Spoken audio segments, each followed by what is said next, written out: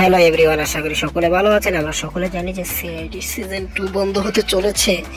তো CID season 2 পরে এক মিনিট, দয়ানন্দ শেট্টি নাকি আমি সিআইডি একটা ইন্টারভিউ দেখেছিলাম, সেখানে সিআইডি টিম বলেছিল যে তাদেরকে প্রশ্ন করেছিল কখনো কি সিআইডি মানে মুভিতে মানে হলে নেওয়ার প্ল্যান আছে কি। তারা বললো যে হ্যাঁ, আমরা সিজন 1 যখন শেষ করার পরপরই আমরা সিজন 2 আগে আমরা একটি মুভি নিয়ে আসতে চেয়েছিলাম, পরে আস্তে আস্তে এই করতে হবে সিজন 2 আসলো। আর যদি কখনো সিআইডি 2 বন্ধ হয় এবং তারপর আমরা মুভি নিয়ে আসবো, তো সিআইডি 2 বন্ধ হতে চলেছে। আমার মনে হয় সামনে একটি মুভি আসতে চলেছে। ইয়েস, একদম ঠিক শুনছেন, সিআইডি 3 আগে একটা মুভি আসতে চলেছে। এটা প্রপারলি 100% নিউজ। তারাই নিজেরাই বলেছিল যে মুভি আসে অনেক ভালো হবে এবং থিয়েটার কাঁপিয়ে দিবে এবং ভালো ভালো ক্যারেক্টার এবং কেমিওস যেমন সালমান খান, শাহরুখ খান, আমির খান আরো বড় বড় কেমিও ছবিতে থাকে এবং মাস্টারপিস হয়ে যাবে।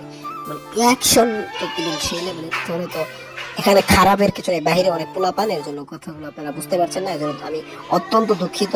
তো আমি চাইবো পরবর্তীতে সুন্দর করে ভিডিও আনার জন্য। তো থ্যাংক ইউ, আমি সুন্দর করে ভিডিও আনার জন্য এতদিন দেরি করলাম। তো সুন্দর ভিডিও আপনারা পাবেন ইনশাআল্লাহ।